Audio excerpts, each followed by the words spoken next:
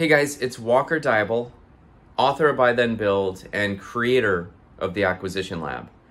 Last week we talked about customer concentration, how to identify it, how to think about it, and how to adjust an offer in an acquisition to address for it. This spurred some conversation in the group, and one of the questions was, well, that's great, Walker, but how about the opposite? How about, when you've got 50% of the revenue in small dollar amounts, but in order to deliver that, you've got a dependency on, a certain supplier, right? So I want to give you guys a model to think through how to identify where the pressure lies in a certain business model. And what we're going to do is use a business that I actually acquired as a case study to walk through this model. Now, I didn't invent this. It's a revered professor named Michael Porter at Harvard Business School created Porter's 5 Forces. And a lot of MBAs like to say things like, oh, you don't actually use Porter's 5 Forces. I use it all the time. I use it all the time. Whenever I'm evaluating a deal, I run it through Porter's 5 Forces. It's one of the tried and true methods of being able to identify, where are, the threats in the business in terms of you as a buyer in an acquisition, right? So let's use, so I bought an online business that is a distributor, is the country's number one dedicated online distributor of a certain kind of toilet. Okay, so so let's think through this. So the first force of Porter's 5 Forces is industry rivalry. Okay, and this is essentially like how competitive is the industry itself? Like, are there a ton of competitors, or is it sort of a monopoly, right? And the biggest indicator for that we talk about in the Acquisition Lab is, just looking at the gross margin as a percentage of revenue. It's a pretty good way to understand like how competitive an industry is. If you've got low gross margins, low profit margins in your industry, then low margins usually equals higher competition, where high margins typically signal that you've got a lot of room to make mistakes in your business because it's a little less competitive, okay? And you can hold margins that sort of make sense. So that's one thing we looked at. In the toilet business, there's a decent amount of competition, but it's also in the online space, it's limited to a certain number of players that are approved, authorized dealers. Okay, so the supplier had decided, okay, we're going to have a few authorized dealers, and we're just going to stick to that, sort of control the internet in that way. Okay, so online rivalry is kind of limited, but then there's offline rivalry, which is much more in place, but not the channel that this company was selling on. So I was ultimately okay with it, right? The next is going to be supplier power. Supplier power. Okay, and so this is kind of what the question was on, right? Like, so what if I've got a whole bunch of customers, but I need to, buy from this particular supplier? In this specific business, I identified this right away. You've got incredible supplier power, right? They could just tell me, hey, Walker, here's the new price. Your margins are going down. We are going to sell on the internet directly ourselves. We are extending the number of authorized dealers from, just you limited people to everyone in the world. There's a number of things that they could do, a number of decisions that they could make that would drastically impact, this business. And so ultimately I got very comfortable with it because if you think about it, it's kind of similar to, say, a Toyota dealership, okay, or a car dealership of any kind. It's their business model. It's their distribution channel, okay? It's the way that, I buy product from them and then I sell it through my channel, okay? I market online and I buy this product from them and I'm how they make money, okay? And then the way that I make money is I turn around and I sell toilets to thousands of people, okay? And so they don't want to sell to one toilet to thousands of people. They want to sell it to resellers like me. So I'm a distributor, and I ultimately got comfortable with it for that reason, okay? And the domains and the assets and everything that I own are the thing that sort of got me there. The next is substitutes. And the threat of substitutes is sort of like, okay, I'm not going to buy this toilet, I'm going to buy that toilet. Or I'm not going to buy a toilet at all, I'm going to... No, you need a toilet, don't you? So, the thing is like, what other things out there could I buy instead of this particular item, okay? In this particular business, most of the competition for this type of toilet are international. So it's one of these things where it's a very established type of toilet outside of the United States, but over the last 20 years, it's been increasing in interest here in the United States, in awareness here in the United States. But going from this brand to a different brand, their products were not as good. They were not established in the United States, and the thing with this product is that it essentially allows you to put in a toilet at 10% of the cost of actually going out and building pipes or whatever, and digging pipes and building a bathroom. So the next is sort of like new entrants, right?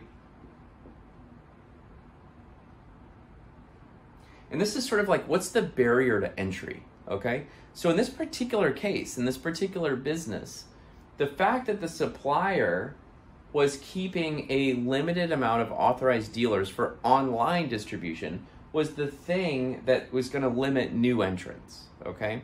Now, the thing is that I sort of misjudged this just a little bit, because I also looked at, not only what I just said, but I also looked at, what about these other sort of international parties that could potentially come in? And there's a couple of things, but the thing is that, I've built a moat around not allowing them to actually come in very effectively. I don't know that I should say that here, but it's one of these where, the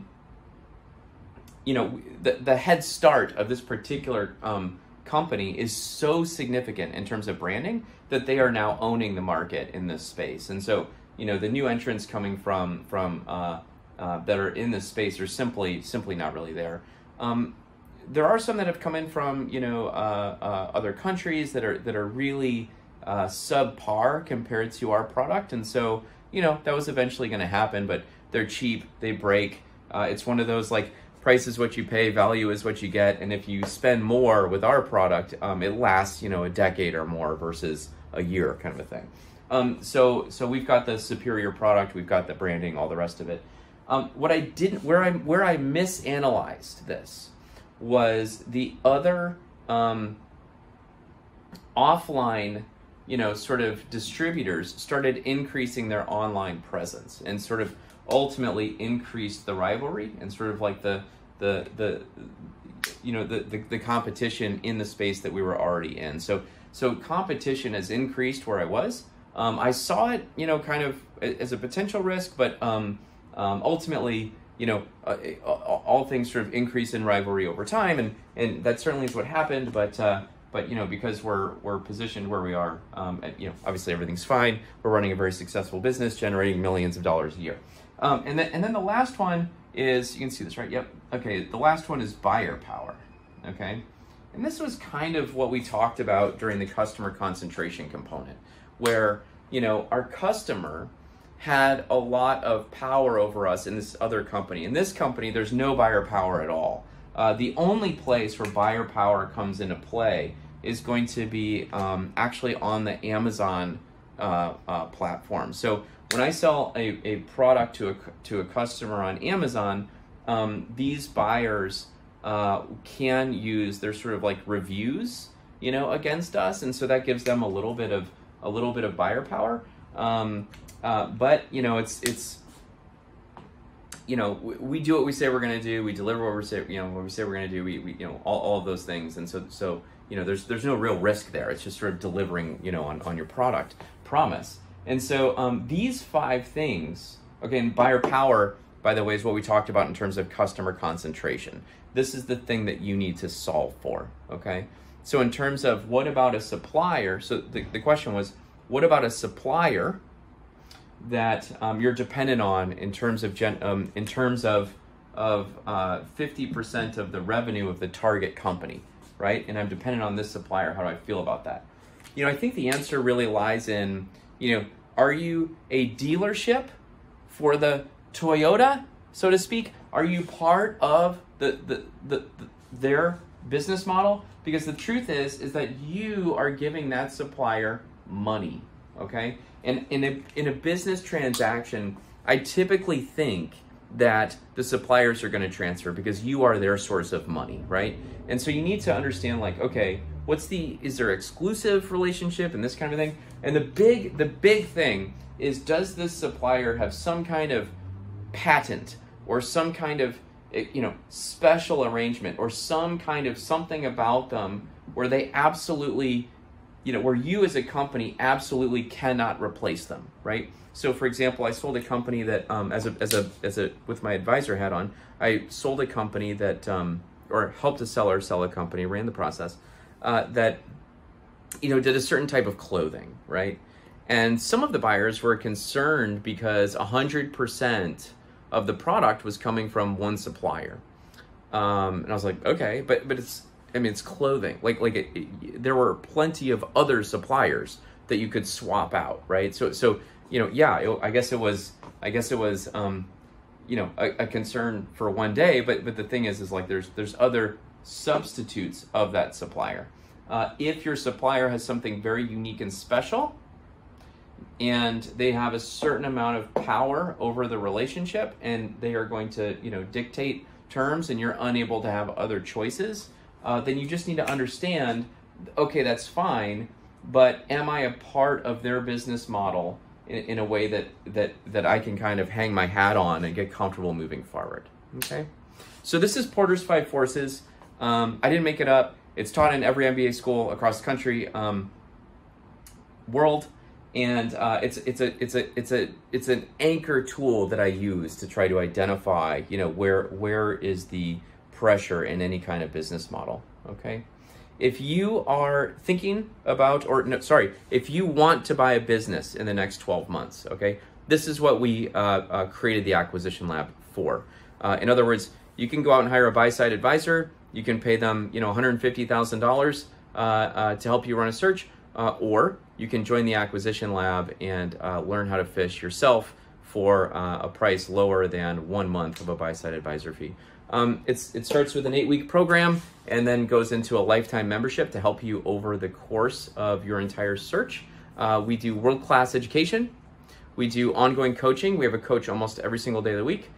We've got extensive suite of tools that we've built out, and we have a vetted community. So if you're interested, check out acquisitionlab.com to get a little bit more information and apply to the next cohort. Looking forward to helping you. Hope you enjoyed this model, and I hope it helps you in your own search process. Thank you.